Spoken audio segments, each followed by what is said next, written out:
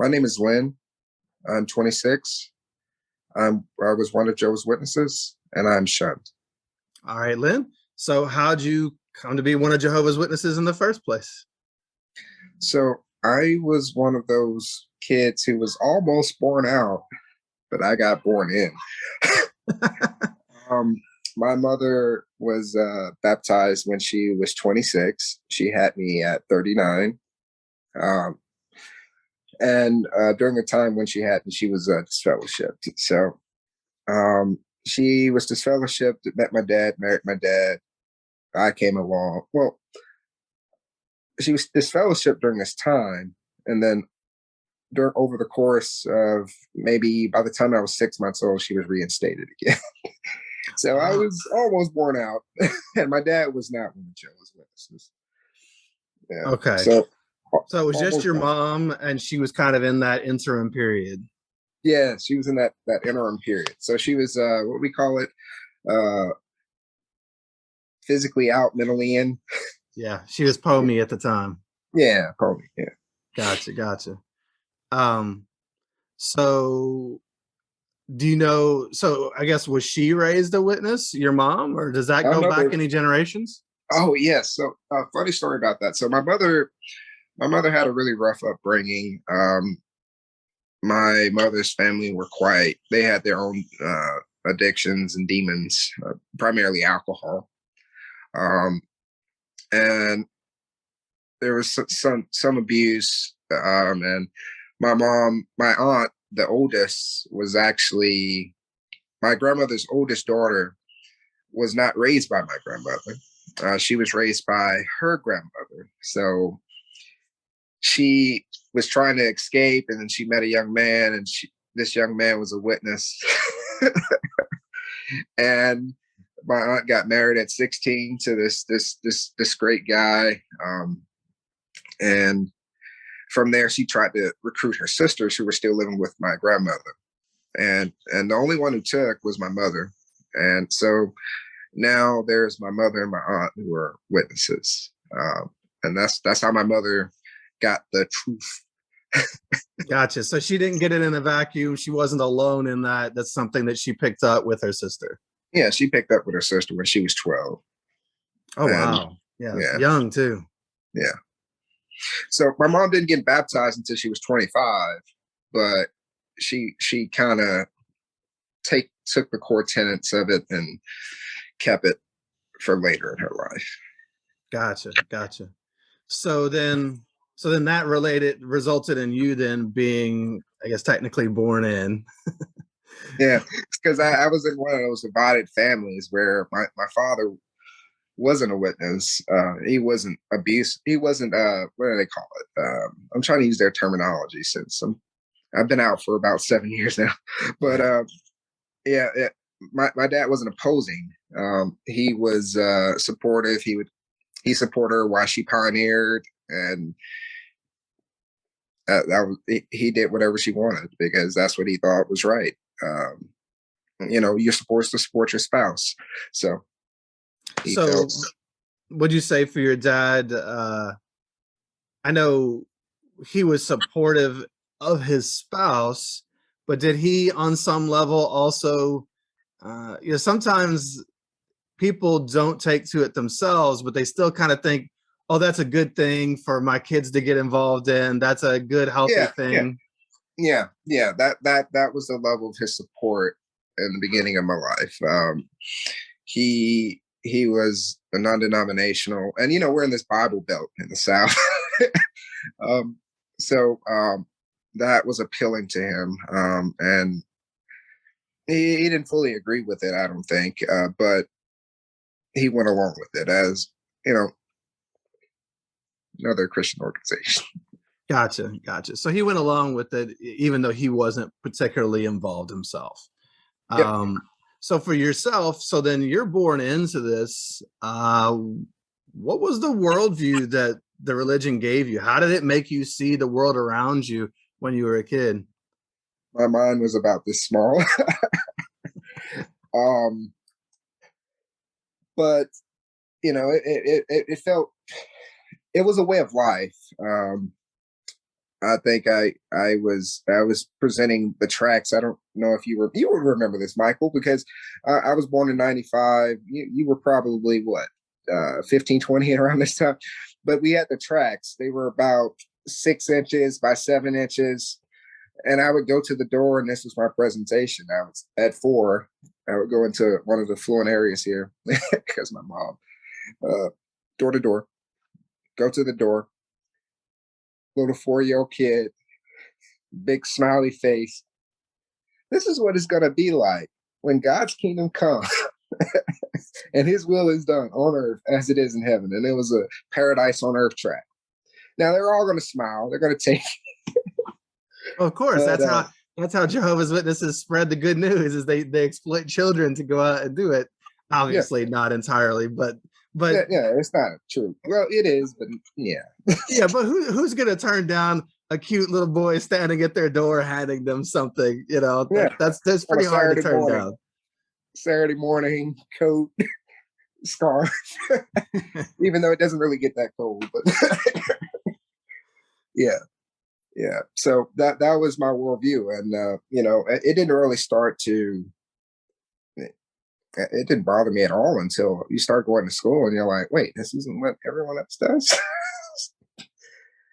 You realize how different you are. Yeah, absolutely.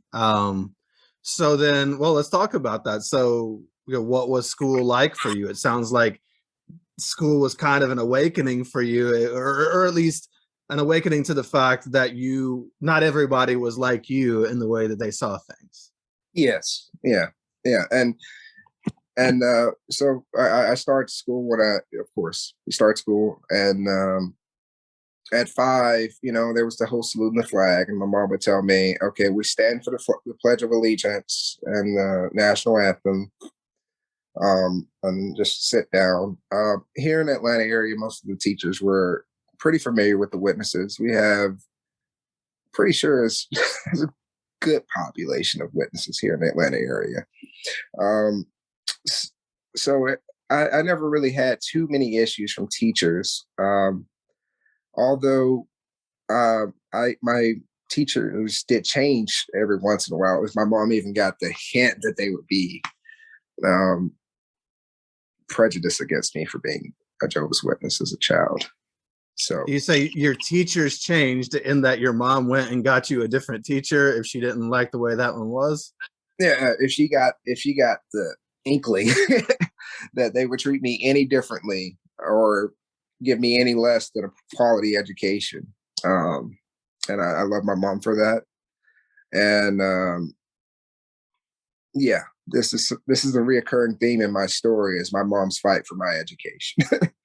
Well, that's uh, so can we Surprise. acknowledge that's odd, right? Yeah. Actually, I was about 7.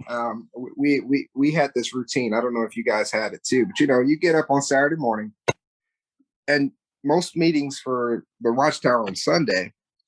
So we would try to study our Watchtower in between the doors.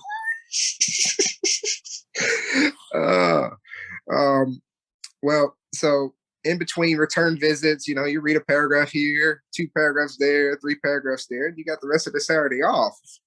Um, well, that was the first time a JW belief struck me wrong, and I was just 7 at the time, but it struck me wrong. It was anti-education. It was like, well, college is not the place for JW youth. And I was 7. I liked school at that point. My mom had invested so much in making sure that I got a quality education. And so I'm thinking, okay, college is just where those older kids go, right? Why can't they go to college? And at that point, I was like, I don't know about that. I don't know. I don't know. And then I just tabled it. I was 7. I went back to doing whatever the hell I was doing. But that was one of the first times a witness belief kind of caught me off guard. But as far as school, I was the kid who was just teacher's pet, sort of. I was well mannered. I had been on a theocratic ministry school since I was 6, so I'm reading 3 and 4 levels above grade level in an inner city school where most of the kids are 1 level behind. So it school wasn't too bad, except for just constantly being picked on. Uh, Okay, before we get to that that aspect of school, why do you think education was such a big deal to you? Obviously, your mom, it sounds like, was kind of instilling that in you, but why was it such a big deal to your mom, do you think? I I can't say for sure. Did she get to go to school, or did she maybe turn down an education and Oh regretted that? Or no, my mom, she she completed high school a little bit late, but she completed it. She had some issues, of course, raising my older siblings. Um, but it was just always important to her. I She was always has a book in her hand, even to this day. oh, nice. I mean, she look, she made me the nerd I am, but I well, don't know, maybe education obviously yeah, has inherent value that anyone could see, but it's just so odd for one of Jehovah's Witnesses to particularly care about and push for a good education for their kids.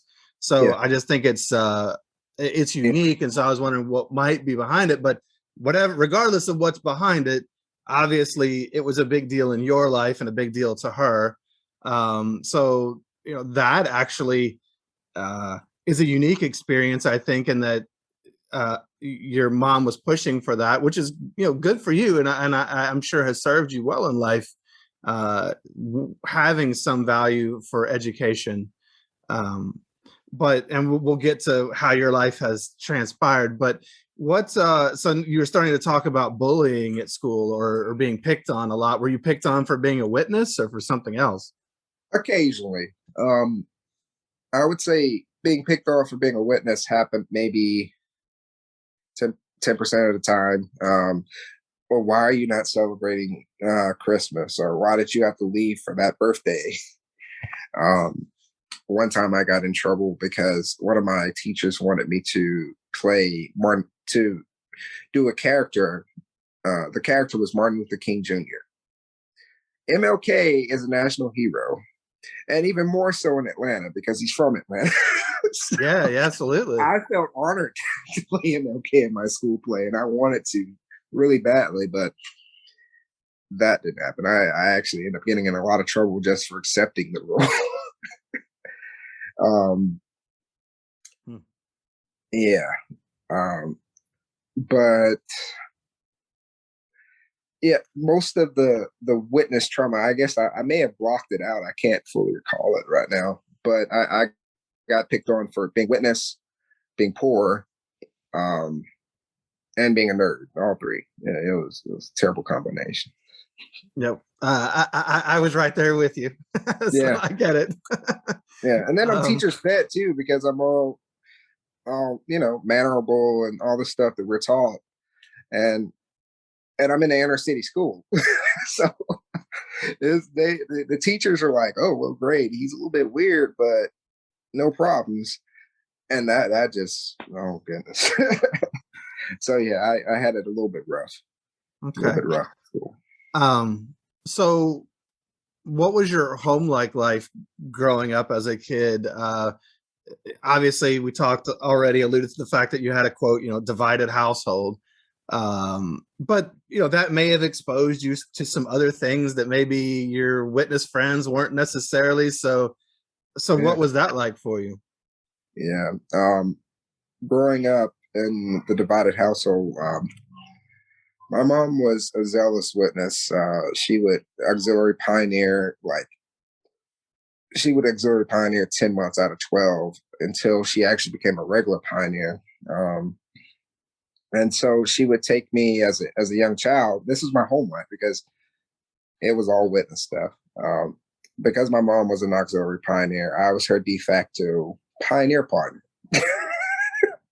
at 8, which meant that after school, I would leave my inner city school, go to the MARTA station that you're familiar with, and we would sit there. We wouldn't just sit there with the cart and all that. Um, my mom expected me to approach strangers in a subway station with my Bible in hand and my tracts and my magazines and give a presentation just as if we were in door to door. She felt that just standing there with watchtowers was ineffective. And she would always tell me this. She would pick on other witnesses who would use that method, the cart witnessing method, prior to it becoming cart witnessing. And I was like, Mom, why do you got to make this so hard? Oh, that's a shame. Like, why do you have to make it so hard? I was like, wait, these sisters are upstairs just standing there with a brochure. They're not bothering anybody. If anybody comes up to them, but she's expecting me to do a dry approach every time. Oh, I used to regret it, and I used to dread those days because I would have this sense of feeling bad about it because I'm like, well, Jehovah, I'm supposed to love the ministry, but this sucks.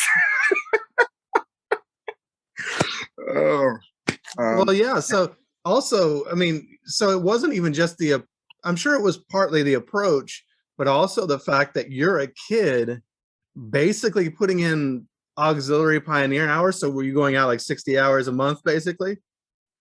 so I was going on about 30. Okay. I Because don't know what the school, hours were then. They've changed them throughout time. So yeah, but I was doing about half of her pioneer time okay. because school. Well, I would go to school and she would do some of it while I was at school. But meanwhile, my dad worked 2 jobs. He very supportive. We were very poor because he worked some really really sorry jobs. But and my mom was a housewife pioneer, but more so spending time with mom doing a lot of witness stuff. Dad would come home, he's tired. But there would be times when I would go with my dad. And because he was working all the time, that would mean going with him to his job at the Catholic Church here in Atlanta. So, oh, wow. He was so wait, your mom was a Jehovah's Witness and your dad worked at a Catholic church? Yeah. Oh, wow. Yeah. So not only did my dad work at a Catholic church, he also worked at the Baptist church. So he worked at the Catholic church from. My dad was a hardworking man. He would work at the Catholic church from 8 to 3, get off, come home, shower, get dressed, and then go across the street from his other job, from the Catholic church to the Baptist church across the street, where he would work there from 6 to 10. Whoa. Wow. Your dad may not have had the best paying jobs, I guess, but your dad was clearly a hustler, and he was putting in the time trying to provide. That's the hardworking guy. Yeah, very much so. Man. So what did you get to spend time with him doing? So that's what it was. You were going to work with him. Yeah, I would go to work with him. So I would go to the Baptist church and play in their rec center. Their rec center was amazing, and I would meet a lot of people there. And then I occasionally would go with him to the cathedral here in Atlanta, and I would be Catholics. And there was always this disconnect because with my mom, I'm learning that all these other Christians are supposedly, evil, outside of saying they're evil. And then I was like, wait, they're pretty much just like you guys. Yeah. So my dad did give me that exposure. And whilst my mom was reading her New World Translation, 1984 edition, my dad he slept with the KJV under his bed every night. So I got a lot of exposure to a lot of things. And there wasn't much contention based off religion in our home because my dad, obviously he didn't care. he's working for the Catholic Church and the Baptist Church at the same time. Yeah. So was your dad a very religious person himself? I mean, you said something earlier. I think you alluded to non-denominational. I mean, was he just kind of a general believer? Was at the time. When he had met my mother, he was a funny story actually. He was working for my aunt aunt, well, his aunt, and his aunt was a non-denominational minister here in the Atlanta area, and she had radio stations, and she would she would pray for a lot of people. She was almost the precursor to a mega preacher at the time. So my Wow. dad was a deacon with her in her church um, for some time until he finally left that to get his own two jobs. So my dad had always been a religious man. I could say that, yes. Um, Met my mom, married her. He would study with my uncle because remember I have this aunt on my mom's side. She married this young man. He was going straight up the JW ladder. He had worked where the need was great. At that time, it was Mexico. Back in the 60s, 70s. Just a solid elder. But my dad had studied with my uncle, his brother-in-law, a couple times. Stay for 6 months, don't go to the meeting, stop the study. Study for 6 months, don't go to the meetings, stop the study. And then I joined the theocratic ministry school at 6, and then I became a unbaptized publisher at 10. Around the time I became an unbaptized publisher, so I became an unbaptized publisher at 10, and my dad said he started taking his Bible study seriously, but with a different elder. So I became an unbaptized publisher.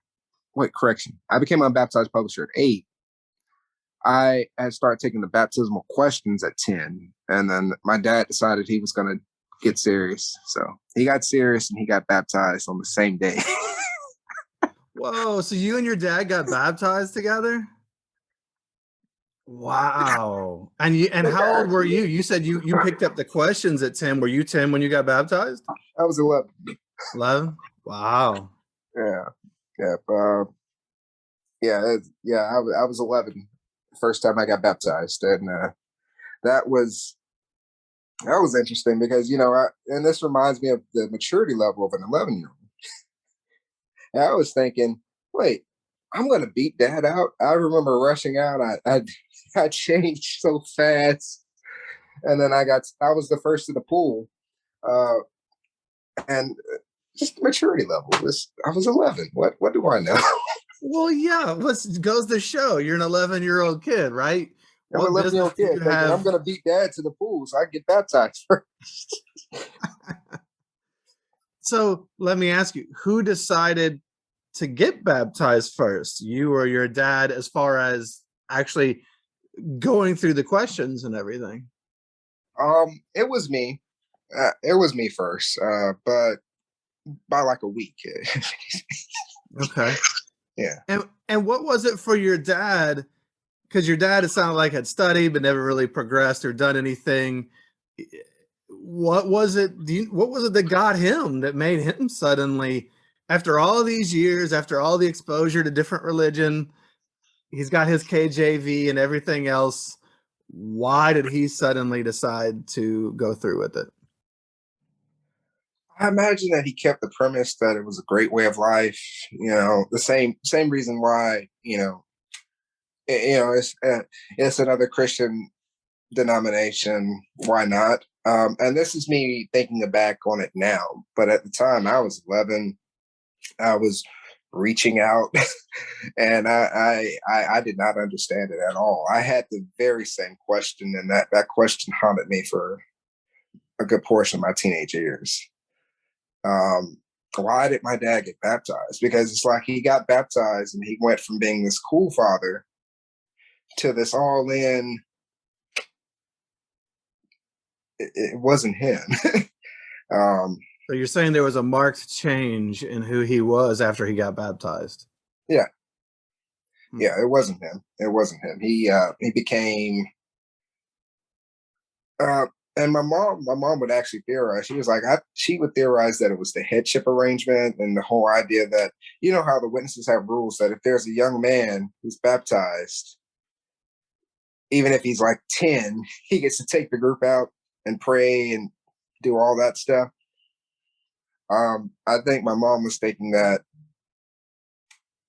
that if I got baptized, I would become my mom's spiritual head, and he wouldn't want that. And that, I don't know. I don't I, know. I mean, obviously, I guess that it could be something like that. I mean, what was the change that occurred in your dad? Did he suddenly become much more um, assertive in a negative way, or? yeah. He was a lot more assertive in a negative way.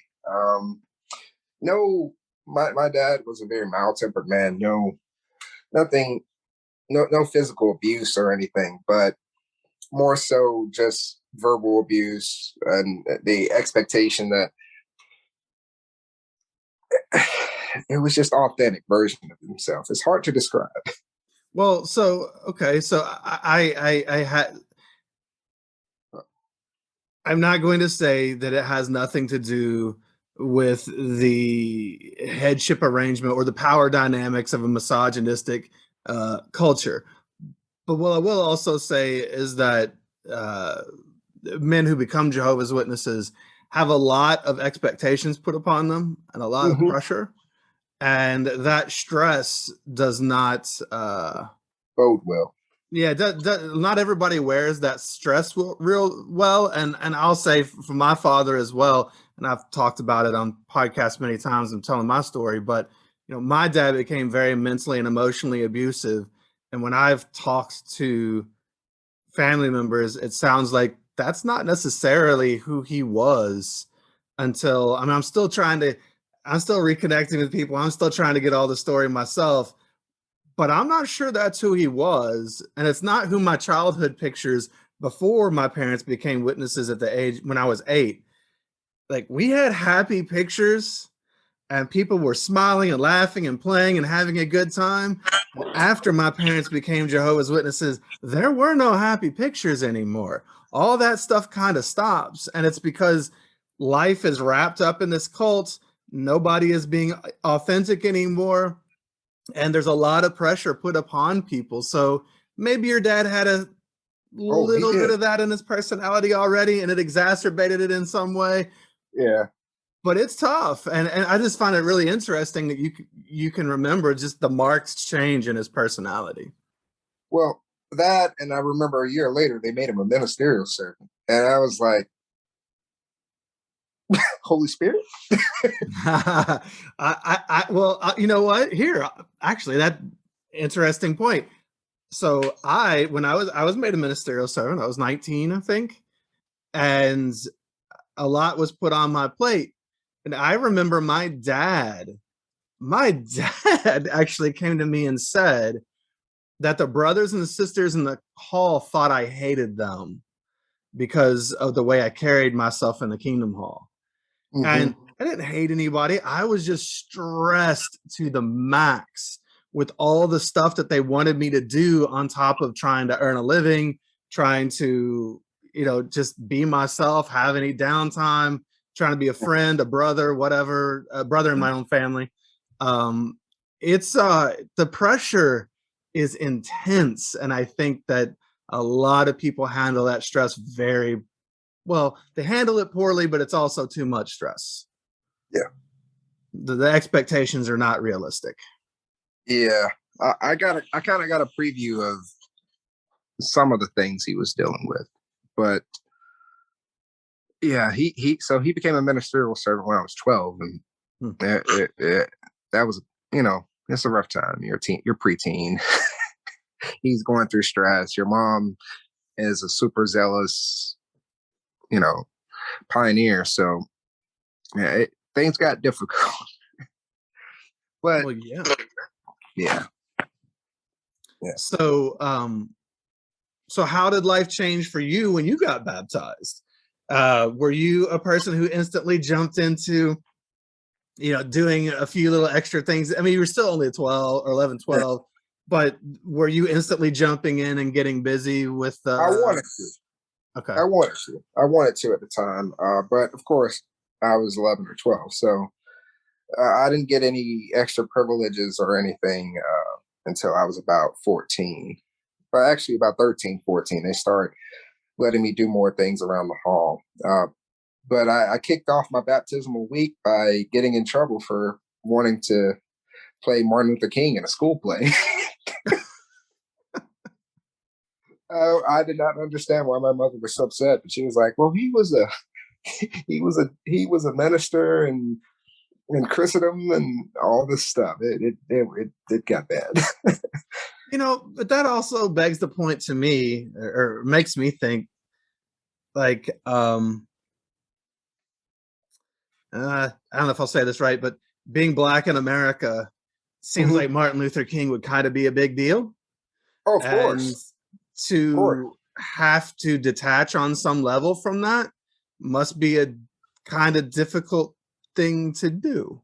I never detached from Martin Luther King.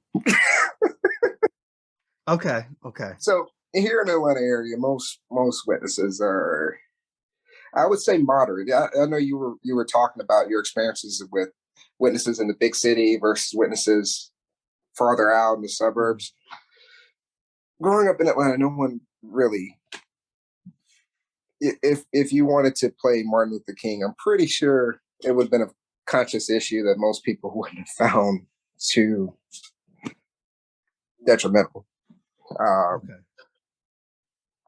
but yeah, I was so shocked that my mom took this hardcore JW stance that, well, if he's a member of Christendom and he was being non-neutral via political action, then you can't play him.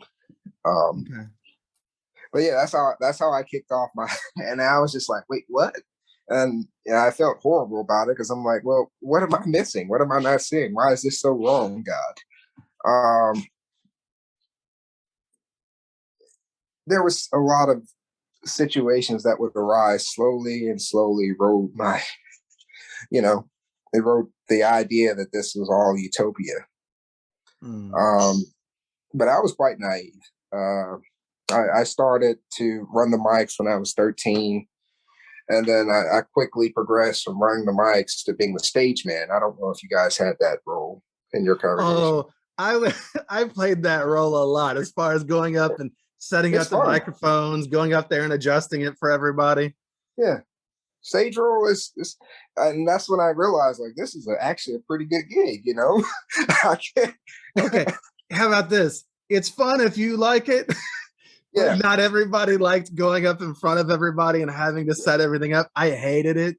yeah. I didn't mind, like, I liked doing the sound or sitting back in the back. I hated To me, having that to. was, the ultimate promotion for me because I became sound man the year after that. Oh, there you And go. There you go.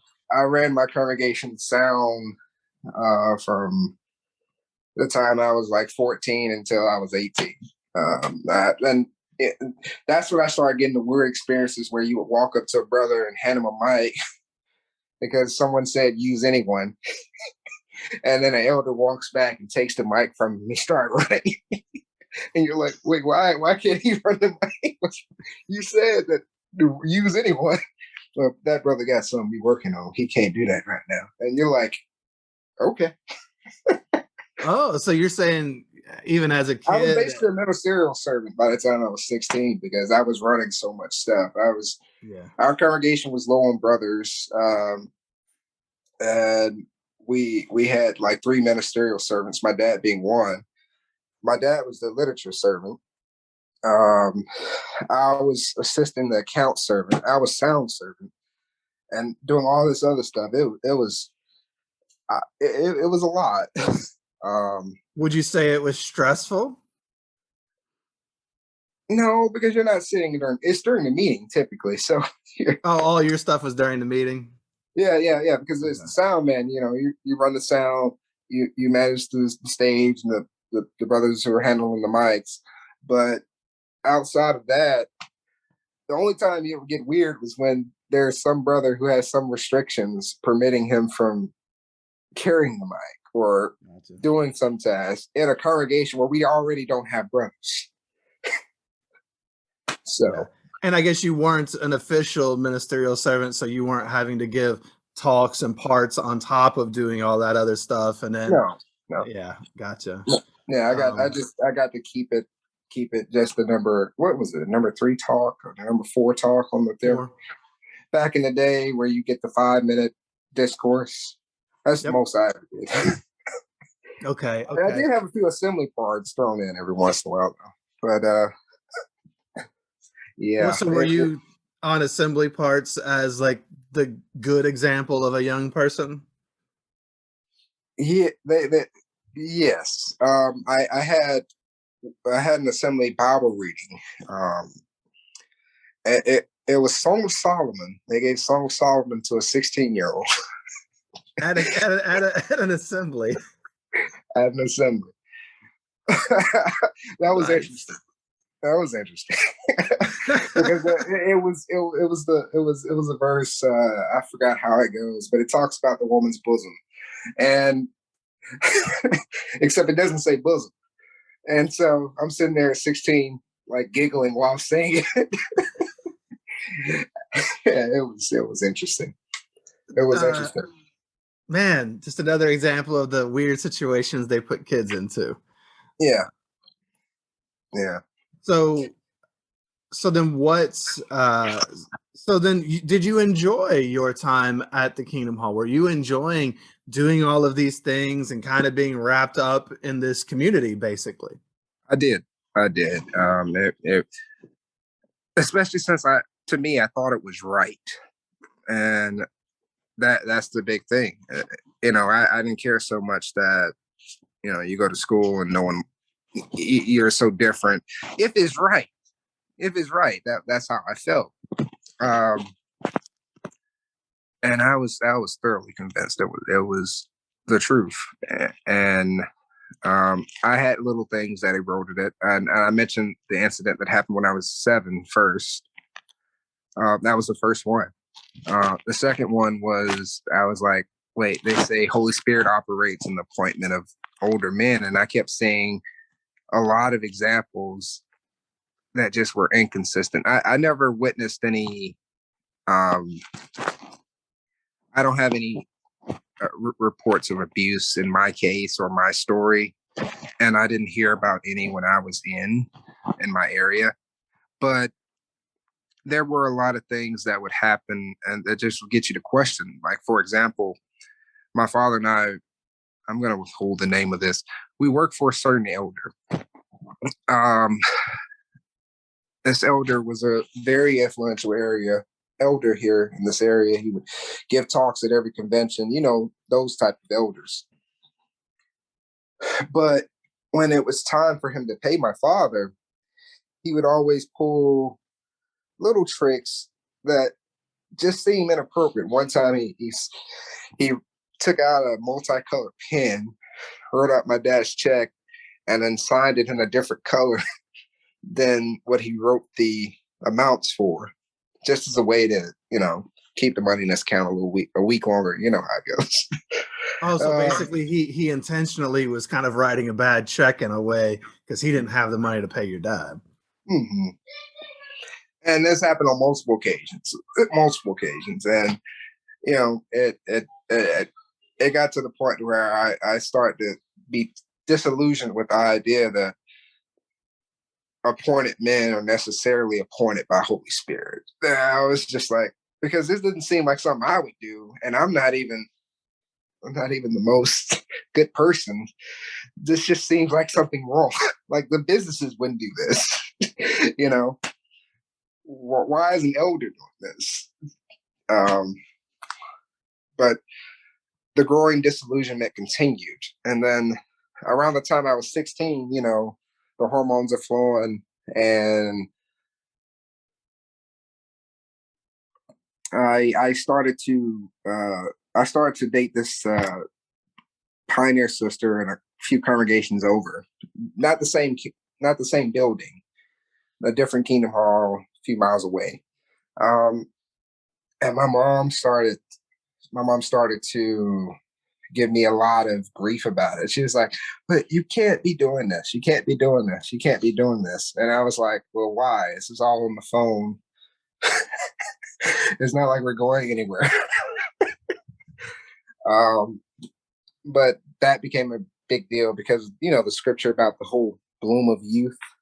At least that's how it's worded in NWT. But Yeah. Oh yeah.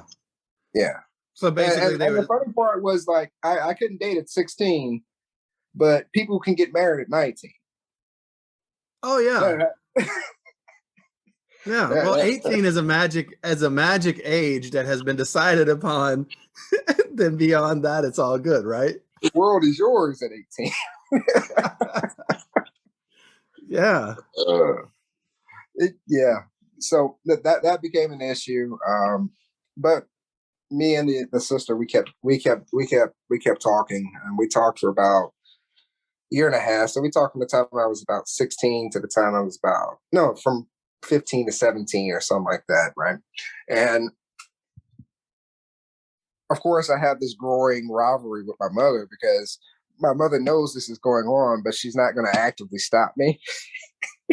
Oh, really? Um, yeah, like so she felt uncomfortable about taking away my cell phone, given that I was doing well in school, I was doing well in the congregation, and I'm 16. She just didn't feel comfortable just being the total extreme witness. My mom isn't extreme, but she can't. So she just kept nagging me about it, restricting my movement. I didn't get to go anywhere ever, ever. No prom, no weekends with no weekends with other witnesses. We didn't really have much of a group of young people in our area, in our congregation anyway. So it was quite isolated, and Oh, so you didn't have a lot of friends around your no, age or anything? no. I had this one girlfriend. That's all I had. Oh, wow. So if your mom would have taken that from you, you would have had nobody Eat, eat, your pretty age. much. Yeah, I mean, Wow. yeah, yeah, pretty much. So all Yeah. those years, you never had, I don't know, some other young brothers or anybody to play with? Oh, yeah, I did. Okay.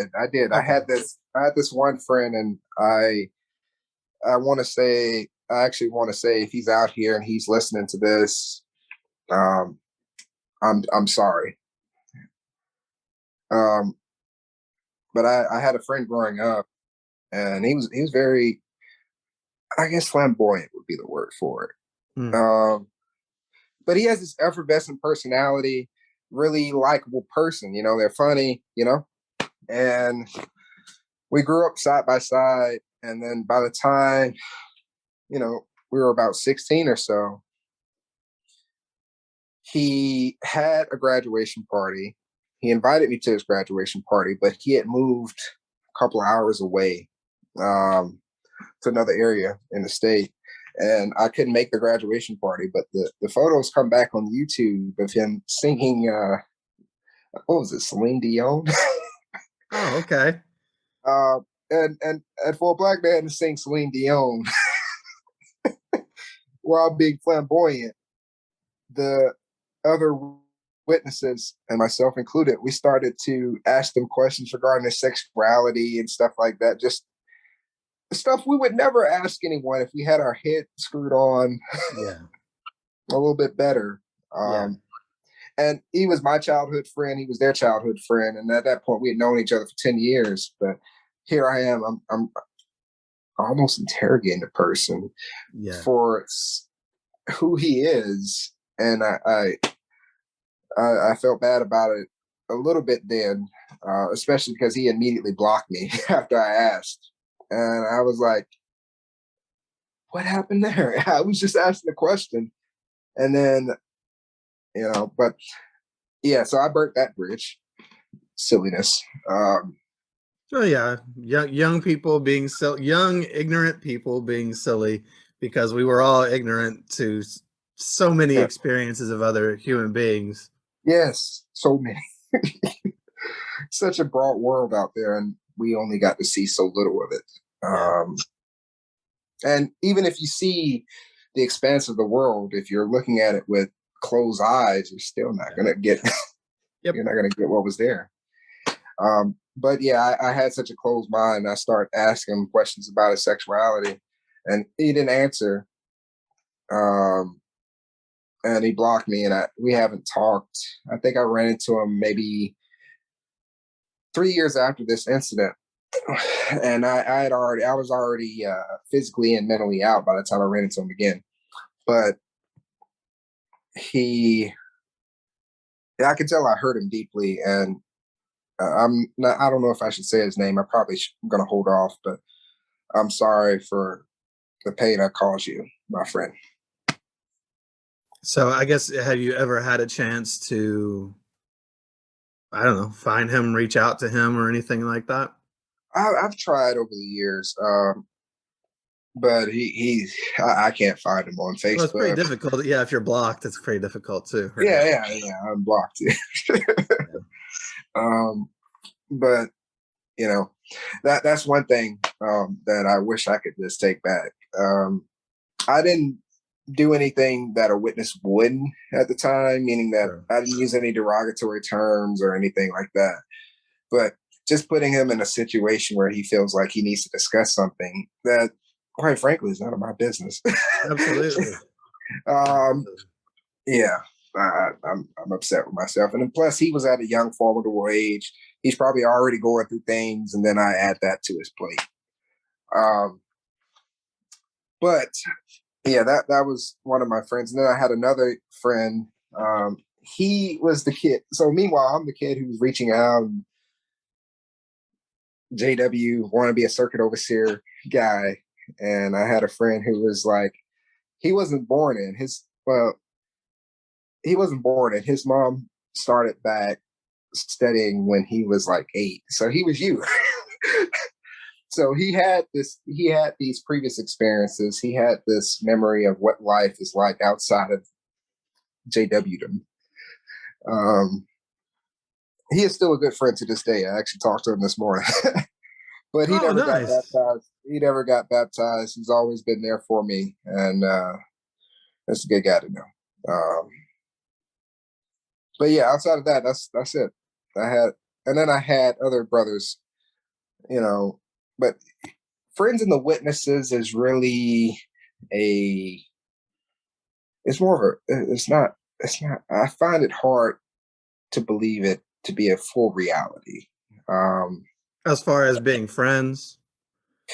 well, as a young person growing up, to make friends in the Kingdom Hall and to manage to keep them, I found that was a struggle for me, and honestly, it's still a struggle to this day because there's a limit. There's a limited amount of people who are viewed as good association. Um, Well, if you think about it, as witnesses, if you and I had met, we could have been friends as Jehovah's Witnesses, but yes, it's not Lynn and Mike coming together and being friends. It's Lynn comes about this far, Mike comes about this far, and what we're really attached to are the similarities, the doctrines of Jehovah's Witnesses, the activities that we participate in. I mean, we may have, liked basketball together or gone to like a certain type of movie or whatever, Star Wars, you got on your shirt, whatever. Like there yeah, might have been something that we did bond over, but but none of us knew who we were. Our identity of was course not. always attached to that thing that was between us, which would have been that we were Jehovah's Witnesses. So it's really hard to have really genuine relationships as a Jehovah's Witness because nobody ever gets to really be themselves. Nobody even knows who they are. You have no opportunities and you can't be authentic. So how can you ever really have authentic relationships? Yeah, It's tough. that is true. That is true. Yeah. Um, and that struggle, especially when I attended like multiple congregations too as a child, so I got to see like cores of people from different areas, and I reckon that this struggle with personal identity is is really affecting people later, much later after they leave the witnesses. Oh yeah. Yeah, absolutely. It's something I work with people on in my coaching practice. That's one of the things we talk about. But because it's hard to have friends when you don't even know who you are, or you don't. I mean, it really is true, and I know it sounds trite, but we kind of have to be our own friend first, and we actually have to like ourselves. It's going to be hard for anybody else to like us if we're always down on ourselves, or if we don't know who we are. It's sad that we were never given that chance, and as Jehovah's Witnesses, to really come into our own and then create genuine relationships that reflect who we genuinely are. And that's a whole process that, you know, we have to go through. But uh, yeah, it affected who we were back then as well, and the types of friendships we were able to make. Um, they didn't always have a lot of depth. They were often very shallow Yeah. because we didn't know who we were. So how could we go into any depth? Um, so for you, you had very few people. You had this one girl in your life that you were talking to on the phone. That was about it. Now that was around 16. You already alluded to, I think, like a few years later, you're at the chemo state. So what in the world happened as you went from 16 to, you know, I guess graduating high school or whatever, and then that led to you being chemo? Well, it accelerated pretty fast. You know, when I was 18, on my 18th birthday, I never thought I would leave. Um, by 19, I was already mentally out. But it happened seemingly fast. But the truth of the matter was, well, the sister and I fell out, primarily because there was another. She had this pioneer sister in her ear, and she was telling her how wrong our relationship was at the time. So that got in her ear. That combined with the fact that this particular sister also, she became an orphan in the middle of our relationship. She had already lost her father, and then eventually lost her mom right before we had started talking. So her relationship with witnesses became her whole world. it, Yeah. it, yeah, and then she was homeschooled. So not homeschooled, she was private schooled. So the witnesses were her whole world, and then you know you get the right people in her ear, and they're like, no, no, no, no, no, let him go. They let him. So she dumped me, and she she pulled out the young people ass book on me and said, "Why you shouldn't be dating." Oh no, that makes it even worse. Oh my goodness! So Oh, yeah, I went through a few months of depression there behind that. Um, and so you know, I'm 17 when this happens, and I'm thinking, well, who cares? I'm about to be able to jumpstart my life and do some more things that I want to do. I had pretty good grades. I was number 9 in my class. I was taking honors and AP classes, and my mom had set me up continually throughout my whole life. And so now I'm starting looking at colleges, and I'm like, well, screw this. I'm gonna switch gears. So start looking for what I want to do next. And so I'm looking at colleges, but there were rules, and the rules were: you live in Atlanta. Yeep, yip, yip, hooray. Great.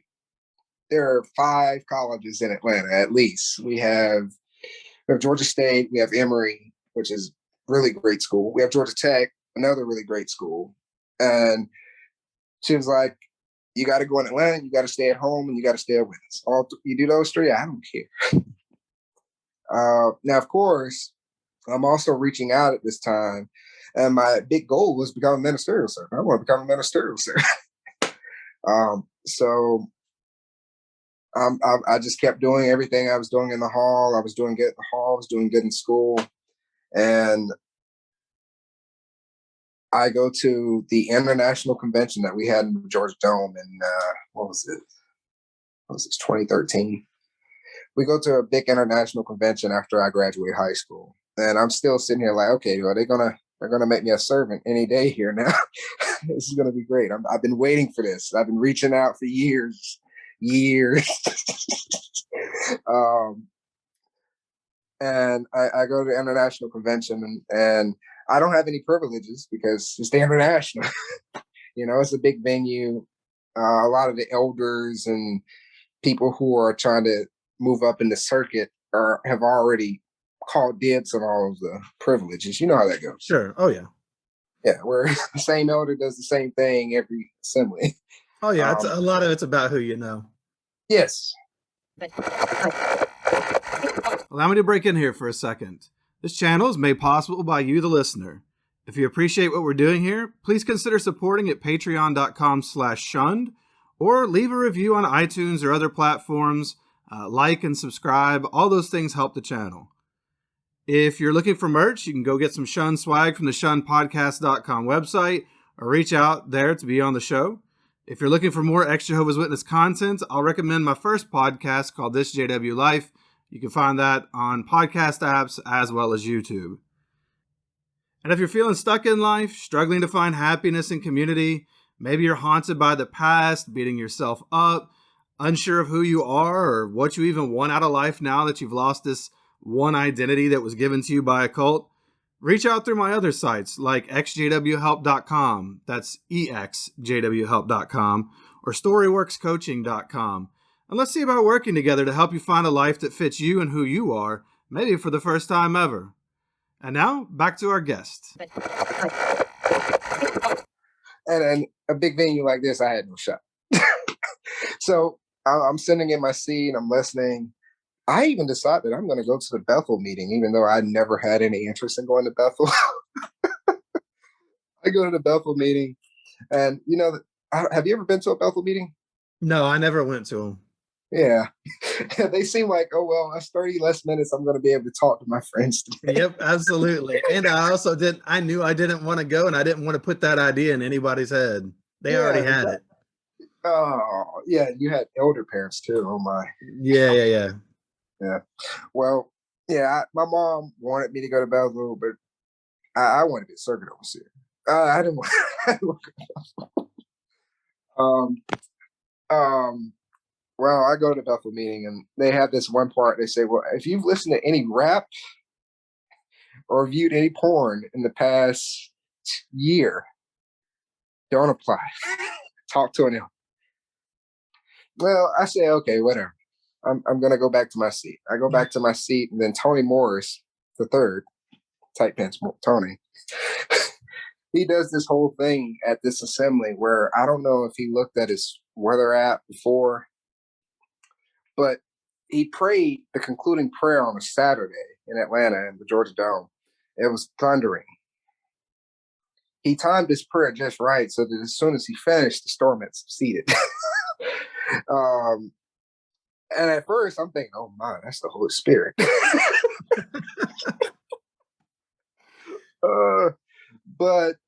Yeah, I wised up pretty soon. Well, I took everything I learned at the convention. I come out full of zeal and say, you know what? I watched porn the past year. I'm going to go talk to the elders. Plus, they're trying to make me a ministerial servant. No, that's not right. The Holy Spirit works. At least it's working in me. I'm going to go talk to the elders. So I go and I fess up to the elders that I had watched porn in the past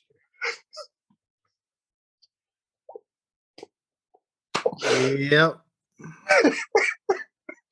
You see where this is going.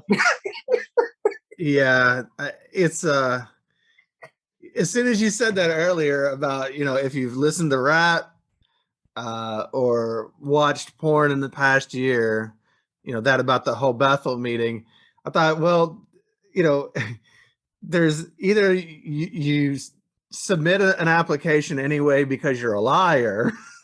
Yes. While trying to or you leave that house, meeting, because right? Everybody had done one or the other, most likely, at some point. Of course.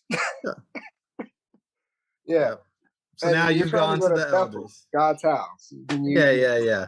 So you caught a guilty conscience from that, and so now you've gone to the elders. Yeah. So I go to the elders at 18, and they probably would have recommended me for being a servant, except for my field service time was low, and I did not know that you had to do at least 10 hours. Whatever you got, right 10. I kind of want to take a minute to talk about that too. Yeah, go ahead. Yeah. Another inconsistency I always noted when I was growing up was how different people counted their field service time. If you've ever pioneered, you know what I'm saying. Like, because I would auxiliary pioneer with my uncle, who was a regular pioneer during the summers, and I would do it with my mom. Now, my mom, she was a strict. Okay, we get to the territory. That's when I start my time. Exactly when I get on the territory, or exactly when I approach the first person. First door, first Yeah, person. yeah, and until I'm done with my ministry, you know. And she would take out the time for breaks. She would take out, and then I met another brother who told me this how he count time. He said he count time. He count all the time from the time he wake up, the shower, shave, go to the hall. All that is count.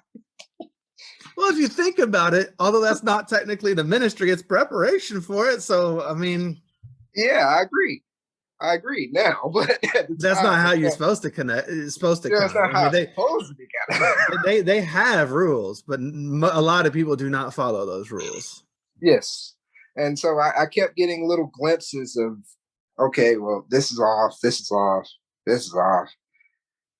And then they had a meeting with me before this district convention and told me, well, you got to get your field service time up. I was like, what? I'm a full-time student and I'm doing good here and I'm a full-time student and I'm like, because I would go out on Saturdays. You go out 4 Saturdays a week. You stay out in the territory for an hour. You got 4 hours. Are you an active JW? Very much so. Sure. So you're starting to see then a glimpse into what an adult brother in the congregation, with maybe a job or two and Yeah. kids and a wife. Oh And my goodness. so you're starting to get a glimpse into what that world's like. Yeah. Yeah. Yeah. So that happened. And then I go to the brothers and I say, this is what's going on. I need to do what's right. Well, I talked to the one brother and then the two come around. My mom always told me that if you were in a judicial committee, your best policy is you approach them, you didn't get caught, and you tell them everything. And so I ended up in a judicial committee. I obviously wasn't called. Wait a minute. And you ended up in a judicial committee just because you had watched porn? Yep. Okay.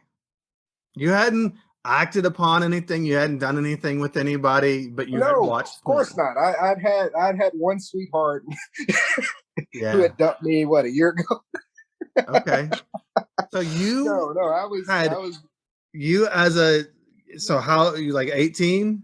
Yeah, I was 18. And you had watched porn at some point in the last year. Yeah. So now you're standing in front of a judicial committee. Yeah, and now they're asking me what types of porn was it, who, and I was like, brothers, if all that was necessary, y'all would have called me. I done came to y'all and told y'all, hey, I need to talk to y'all. Next thing I know, well, I still got the best. We had reasonable elders. You go to a judicial committee, the best thing you can hope for is private proof. Yeah.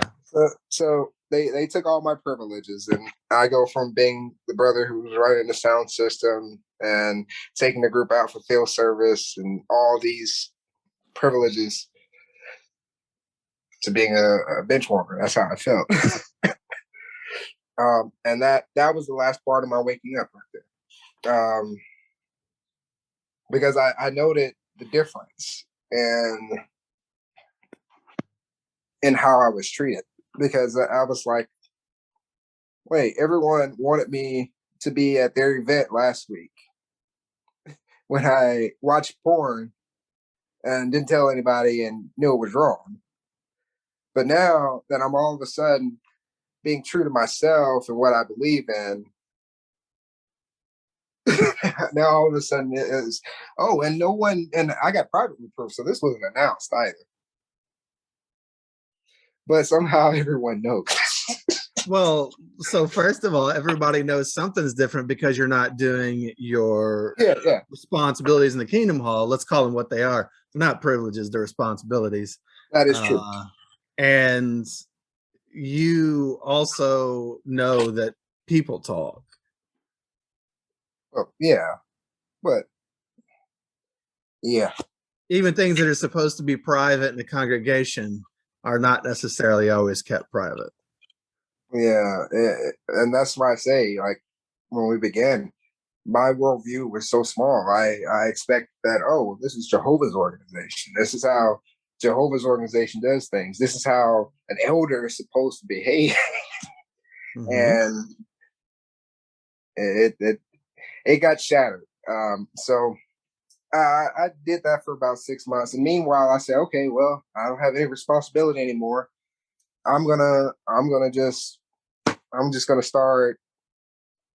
Oh, and get this, they wanted to put me on another assembly for turning down a scholarship to Emory University that I got offered, um, because it was an example of witnesses doing what Watchtower wanted. So And what was the scholarship for? What were you going to do at Emory? I was going to study nursing. I knew I wanted to be a nurse, but Emory University is like typically a top 20 school. We consider it our Ivy League school here in Georgia.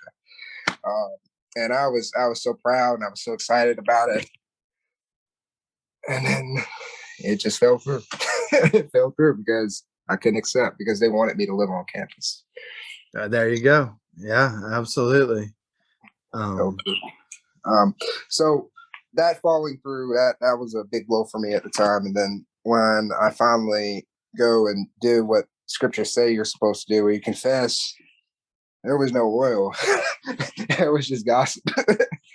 um, and I didn't. And then after, around that time, I'm 18, and now I have, more mobility, and I'm doing more things, and then I'm realizing some of the. I know I remember in your podcast you mentioned how you discovered all those parties in the woods. What would really go on there?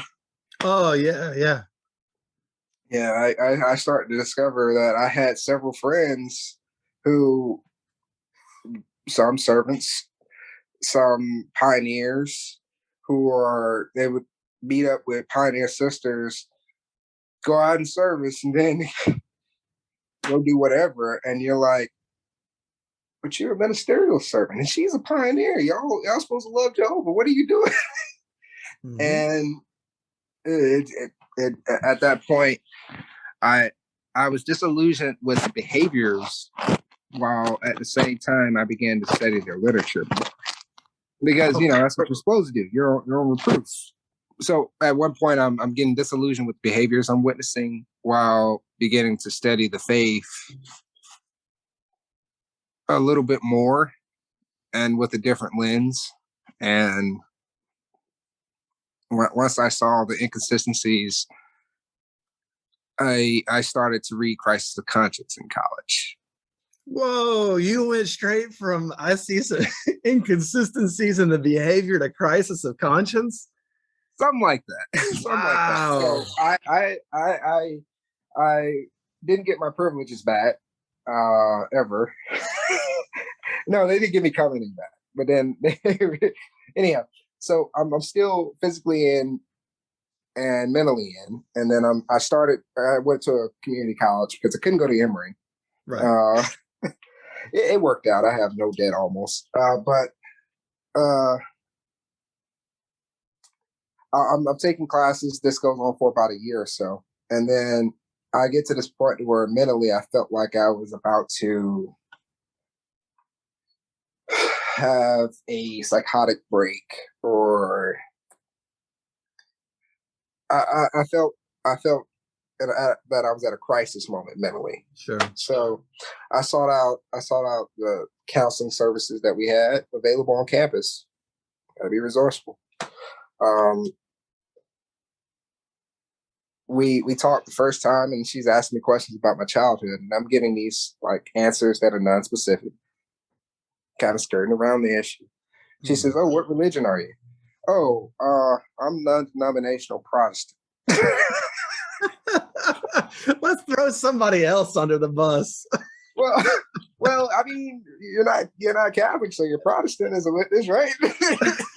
It's just funny because you're not supposed to say you're a witness, right? You're not supposed to let them know what the Yeah, reality is. yeah. And then so that's why I did my first session with her, and then the second session with her, I finally say I'm one of the Jehovah's Witnesses, and then I just start looking into my faith, and then I start realizing some of the toxicity I had been dealing with for the past my whole life, but the past year particularly. Um, and then I remember the first time I went on to Jehovah's Witnesses, Jehovah's-Witnesses.net. And I'm reading the blog post and thinking that I'm going to get struck by lightning while reading the whole time. And by a month into my counseling and my therapy, I end up reading Crisis of Conscience. And after I read Crisis of Conscience, I was mentally out. And it worked out well because I plant a silent fade. I was able to plant a silent fade, and how better to plant a silent fade after you've been Mr. Irrelevant for a year. So, did you learn about Crisis of Conscience on that forum, JWN? A lot of times we refer to it as. Yeah, JWN. Yeah, I had already I had heard rumors because my uncle he lived through 75. He was one of those elders, and I had heard there was something that went on at Bethel where some governing body member left. But I had always thought that a governing body member left. I had even looked it up to see which one left, but I didn't read any of his material. I just like, what's this guy's name? And then I looked at the photo, and I remember the first time I saw his photo, I was thinking, why would he leave Jehovah and join Satan? Oh my! The transformation. But once I read his book, it was over. There was no going back. There was no going back mentally. I still went to the Kingdom Hall because I'm still living with my parents at the time, and Right. I wanted to plan a slow fade that allowed me to graduate and be able to support myself prior to just leaving my parents' house. So I figured, okay, well, these next 2-3 years of school are going to be pretty hard because I'm going to have to go in the Kingdom Hall and pretend like I don't know that this is all a shit. Oh, that was interesting. But then I started to use that position to get other people out. So, Okay, so let's talk about that. So, how did you say you used that position where basically you knew the truth about the truth, but yet you were fading, you were PMO, physically and mentally out. How did you use that to help others? well, I could my friend, my childhood friend who came in at 8, now he's studying more seriously at the time. And he reaches out to me and says, I know we haven't talked for like a year or so, but like we got to talk. And then we meet up at the CNN Center in Atlanta. um, and we're sitting in the food court there, and he's telling me about how someone wants to start a study with him. And I'm telling him about how I just read this new book by Ray France. You got to check it out. Yeah, well, he didn't pick back up the study after. Okay, so he wasn't somebody who was already super strong in it or something. No, but okay, no, but you were able to point him toward a book that helped him not to get involved in it, where he would have become potentially super strong in it. Yep. And then there was also, so I share any of my things with my mom, she would get upset. She's not. Oh yeah, She didn't want I to hear. imagine. She didn't want to hear any of it, at all. And that that's a brick wall. Plus, she's threatening to go to brothers on me, and I'm like, I don't know what they're gonna do, but okay. um, and then I ran into a sister who had gotten baptized at 17, but she was having so many difficulties, and I was just able to be that person for her for a few months, until she was able to get a broader connection of friends. But from there, I also talked to, I talked to another guy who was telling me, oh yeah, I'm a ministerial servant, but I do these things. And he's telling me this as plain as day now because I'm being open with him. He's being open with me. And I'm saying, well, why are you not being true to yourself then? If this, there's something fundamentally wrong with this organization. And you shouldn't have to put on this mask just to support their, you know, he eventually left. He's actually leaving now. He's doing well. He's doing well. Good for And him. I'm happy for him.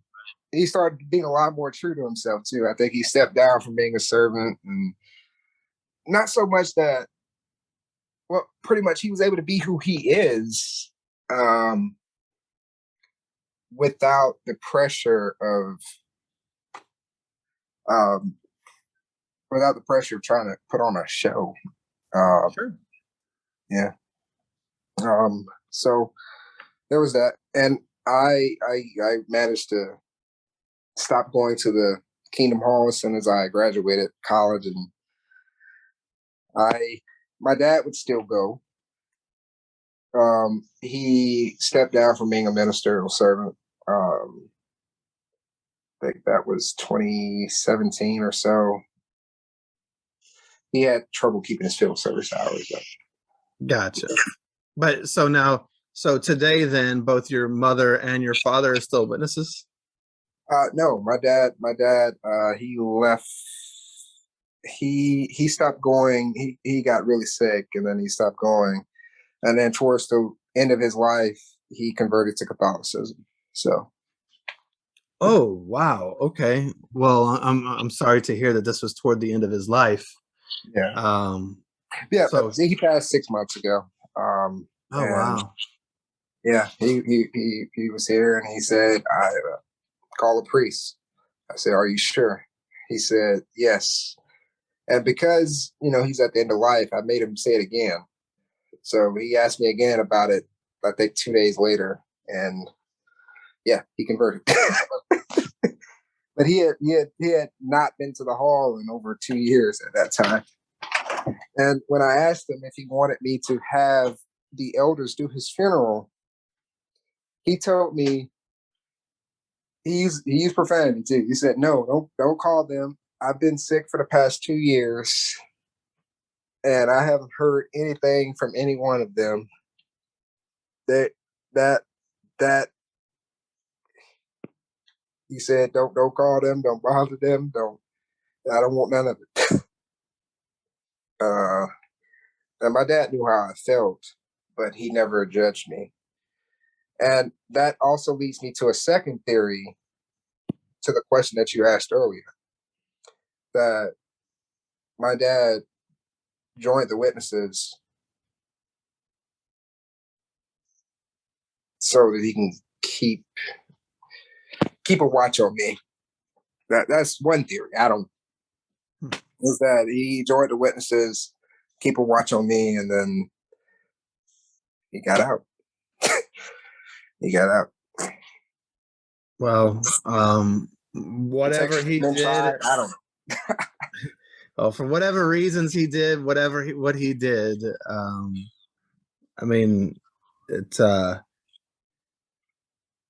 experiences day to day were the experiences you had day to day, and I hope that in the end, hope that in the end he found peace in the way that he got to spend his last days, so to speak. Not in that organization. Hmm. Um, my goodness. So he had been sick for 2 years, Yes. Yeah. Cancer. uh, and the elders, nobody ever saw him, asked about him. It's Jehovah's Witnesses spend a lot of time and effort trying to get you in, which really isn't trying to get you in. That's just them self brainwashing by doing the work that they do. But Hmm. You bring yourself into that. yeah. But then on the backside, once you're in, they don't care about you. Not for real. I mean, there some people at times, if you're a member of the right family or you're the right person, there are people who will flock to you. But I can't tell you how many people have had experiences where they've been sick, or I mean, I've not gone to meetings before for over a year and nobody ever called. None of my friends ever asked me if I was still alive. They didn't care. They just did what they do. Yeah. And so I'm sorry that, I don't know. I'm also sorry your father saw that in the end, if that was something that hurt him. Uh, but I'm glad that he got to. It sounds like he got to go out in a more authentic way. Yes. Yeah, he did. Wow. Well, that must have been tough too. Um, and I mean, he obviously did care a lot about you. Uh, However, it was expressed, whether he was working all the time when he was young, or when you were younger, or maybe it is that he went into the cult because he wanted to keep an eye on you. And I don't know, who knows. It's so hard to know what goes on in a person's head. It is. It is. Wow. Yeah. But it has been a journey, and my mother she kind of like cornered me because I had written up a letter of disassociation about 2 years ago, and I didn't want to turn it in, um, because I thought, oh, that's playing by their game. Or I didn't, and plus it keeps the door open, because the reason why I was still able to talk to witnesses and influence witnesses was because I was still a witness. I just hadn't been to a Kingdom Hall in 5 years, but you know, I I was still a witness, so I was able to do that. You can have these conversations. You can do stuff like Stephen Hassan suggests, like the strategic interactive approach, where you cause people to question their reality over short interactions. But I didn't want to like separate myself like fully, because I knew that door and that avenue would be closed, and there's no point. I didn't write anything to become a witness. Why do I need to write something to get out? Well, I finally, what was it? What was it? I think my dad passed. Oh, this is finally, I got a good story. My dad passed in April.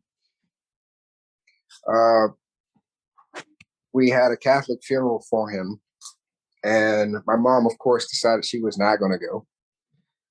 Um, that became a big deal, and then I posted my dad's obituary with the place of where he died, no, the place where his funeral was held, on it.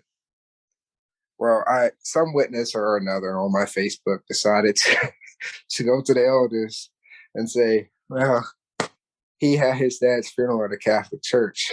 Let's see what we can do. So now I get a second call from the brothers.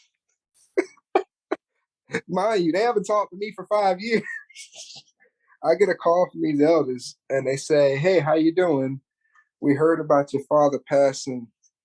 Uh, when is we sorry we're sorry about that, but we just had a few questions we want to ask." You know, And I knew it was some. It was two elders. I said, okay, well, I can play this two or three ways. Either I can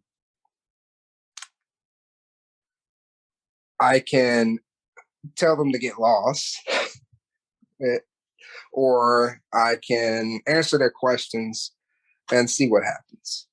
I decided to answer their questions and have a conversation with them because I feel like the witnesses have a certain, they have a type. They want you to leave them and go have a horrible life, like the most horrible existence possible, and that's what they tell you. That this is what's going to happen. You're going to leave. You're going to be strung out on drugs. You're going to die young and all this other stuff, right? Well, my life isn't that much of a scandal. I'm married. I have two stepsons. Like I have a great career. I have a good life. Um, and yeah, I felt like, well, might as well talk to him. So I talked to him. Judicial committee this time for they got me on two charges. The first one, the first one was I lived with my fiance before we got married, but we had gotten Oh, married in we had gotten married in like we got married in March before my dad passed. So they got me on a JC for that, and they also wanted to get me for having my dad's funeral in a Catholic church. but if your dad wanted his funeral in a Catholic church, how Bingo, is that pinned on you? bingo, That's bingo. pretty dirty. Yeah, I felt like that was pretty dirty. They That, would that want Jehovah's Witnesses expect non-Jehovah's Witnesses to have Jehovah's Witness funerals for them they when said that they die. he didn't leave. They said that he never got this fellowship. They say, "Oh, we So, miss Brother Kennan, and we miss your dad." And I recorded my JC, um, and I also and it was a Zoom JC too. oh, nice. A Zoom JC. All right. At my Zoom JC in this very room. Well, Holy Uh, Spirit transmits through the internet as well. So, of course. of course. Well, so I had my judicial committee, and my wife got to sit in on it because it was on Zoom. And it was interesting because I got to tell them, hey, you guys didn't, because at this point usually a witness goes to a judicial committee and they're a believing physically and mentally in witness, and this is the worst thing in the world that could possibly happen to them, right? Whereas for me, going into the judicial committee, I had already left witnesses 5 years ago. To me, this is more of a formality and an opportunity to have a conversation. And that's what we did. And I told them, hey, you guys, y'all didn't care anything about my dad. But I did it in an appropriate manner. And they apologized. And I ended up getting privately reproved. Especially since I had married my wife well before they even got word of it. uh, um, but I think the next day I end up sending a text message saying, for conscious reasons, I no longer want to be one of Jehovah's Witnesses. So I got privately reproved. They hadn't announced that. And then I sent them my disassociation text. How'd that And feel? it felt great. At first, it felt scary, because not the true fear, because that there's nothing to fear. Sure. I'm not a teenager who's about to get kicked out of my parents' home. I'm not physically and mentally and about to lose my whole support system. But it's still Uh, taking a stand against something that has been an authority in your life your whole life. yeah, and that's what happened. I had a few jitters, but once it was done, I felt this sense of relief. I was like, well, finally, that's over. It took long enough. 26 years in a cult. So, Yeah, there's a relief when you officially leave that I don't know. It's hard to put into words uh, what that can feel like at times for people. So I'm glad that you got to experience that. What a unique path out that you had. Uh, Yeah, from faded to sudden judicial committee to private reproof to disassociation. That's a that's an interesting path out, but I'm glad you got out. That's what matters. yeah, You're free. Don't that chapter is done. Obviously, it still impacts our lives in ways. You can take the person out of Jehovah's Witnesses, but that doesn't always take the Jehovah's Witness out of the person. In other words, even if you don't believe the stuff anymore, there's still the ways we were treated, the culture, the gaslighting, the narcissism, all the things that we dealt with that still have an impact on us, even after we leave. But I'm glad that you were able to break free from it, and sounds like that's been a good thing for you. yeah, yeah. It has been very very great. Good. So, so then I guess, are you shunned by your mom today? So that's the scary part because as soon as I get off the phone with the judicial committee, I get on the phone with my mom and I say, well, because we have a relationship where we're honest, we're gonna be, hey, this is what they got me on, this is the charges. And after the judicial committee, I called her and I said, well, I got private reproof. Well, she was excited that I got private reproof, and proceeds to drive a nail in the coffin by saying, "So who your overseer? Who is your overseer?" She was asking me who my field service overseer was and whether or not. And meanwhile, the elders also. Oh wait, this is this. So this goatee. I've grown this goatee since I was 18. After I first got private reproof. That's the devil's goatee there. I know. I know.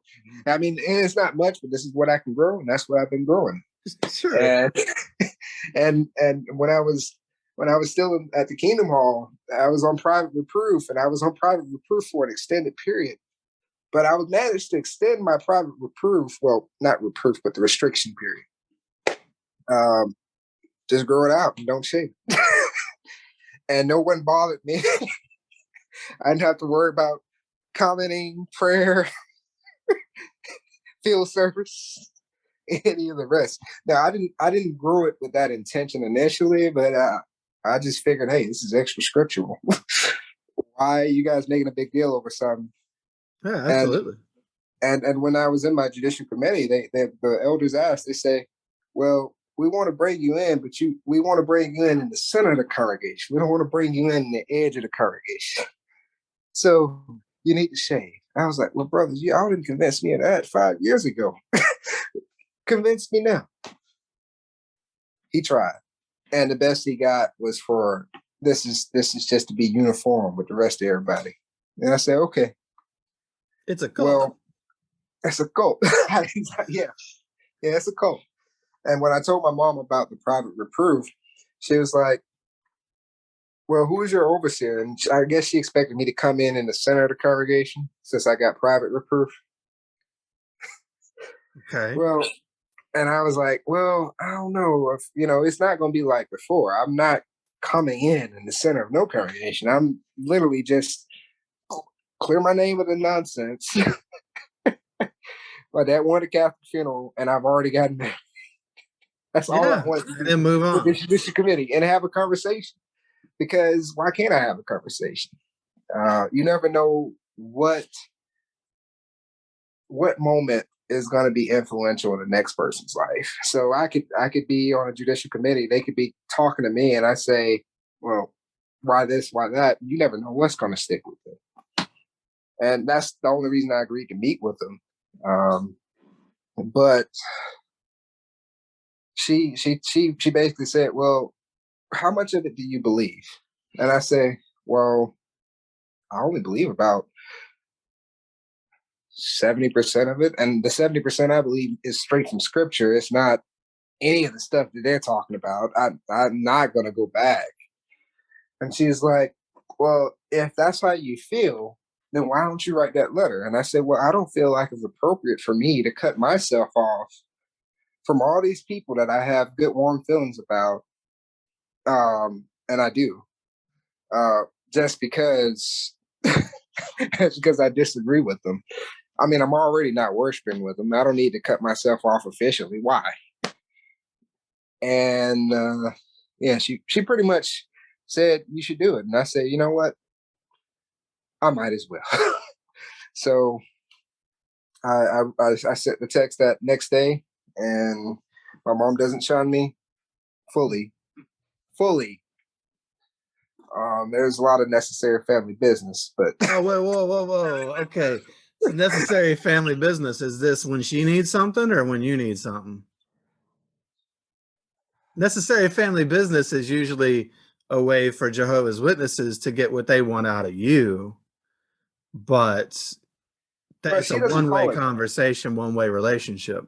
She doesn't call it that to my face, but I imagine that's what it is. But it's so frequent that I'm beginning to wonder: is she actually going to follow through with this policy? Is she fully there mentally herself? Meaning, like, is she fully mentally in right now, or is she mentally in enough to where she'll stand in solidarity with them, but she's her own person upstairs? See how it is, you know, whether you fade, whether you DA, whether you get DF'd, we're all playing the game to some Mm-hmm. degree Mm-hmm. because these are our family members or these are people that were in our life at some point and they are in a cult.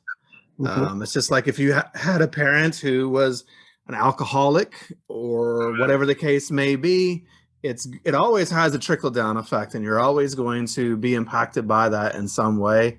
So when you leave, just find the way that fits you, whatever it is that you feel in the moment. But in the end, we all have people we care about that I wouldn't say we left behind. I would say that chose to stay behind because that's Yeah. their life. Yep. And most of us have outgrown them considerably. If you look at Jehovah's Witnesses, really, they're very immature. The way that they react to things, the way that they act, they're extreme. They're very stunted, and we've grown far beyond them. Sadly, most of them can't reach and come where we have gone in life, though. Yeah. Um, so I guess well the story still remains to be written as to how that part plays out in your life, it sounds like. Yes. Yes. And I also have my aunt who's in. Now I've talked to her since. And my brother keeps telling me she's not like that, but I haven't fully explored. I haven't pushed her on this issue of trying to, you know, insert myself too closely onto her. But I am I'm proceeding with caution on that. No, that makes sense, for sure. Well, so that was the life that you once led. So what is the life that you have today? What do you enjoy in your life today? What's good? You know, you've obviously education mattered to you and you put some time into that. You already mentioned that you're married and have a couple kids there in the family. Um, what do you like about life today? What's good? Oh, what's good? Well, it's really good to be able to be free, um, to pick up any book I want to read, and it'd be a witness book, it'd be a Catholic book, it'd be a Protestant book, it'd be a Buddhist book, whatever you want is available. Um, I'm able to surround myself with people who also have that thirst and they know how to question their biases. Um, I'm able to question my biases a lot, and I found that to be helpful.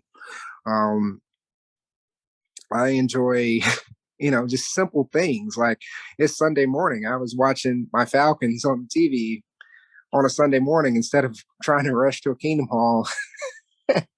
And it it feels almost like I've gotten a new, because I was able to leave so early. I left at practically 18, 18, 20. So I feel like I finally got a new lease on life that I didn't have. So I started off childhood with the witnesses, but as an adulthood, I was able to carve out a better path. And I'm Cool. just grateful for that. I also enjoy, just get-togethers and gatherings with alcohol present. you know, no one. I still don't get drunk too often, but it's just great to know that the rest of the world operates as adults, not as people who are constantly being supervised by Big Brother. Yeah, absolutely. Yes, Um, well, what do you have anything? Uh, you said you're 28, right? Is that what you 20, said? What was that? 26. Oh, 26. Okay. 26. So, I mean, you've got a lot of life ahead of you. You've got off to a start that, um, you know, while growing up, J-Dub tends to put us behind a little bit. Sounds like there were some ways where you were encouraged, with education and such that you can be grateful for.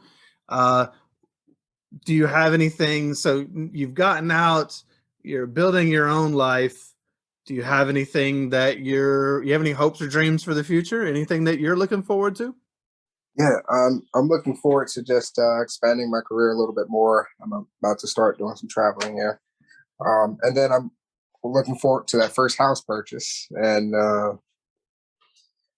you know, going out and figuring out what's next for myself. I feel like the past 5 years of being outside of the witnesses have been more of just a time to relax and decongest. But now I feel like all the new ideas coming fresh, and I feel like this. I'm all right. I'm ready to go do something else. I gotta go. I gotta go. Gotta stay busy. Yeah. I hear something But that not in the probably keeps witness, you not busy in the in the witness. background. But I can take those skills that I learned from the witnesses, uh, how to approach people, how to develop a topic, and use those skills to make money.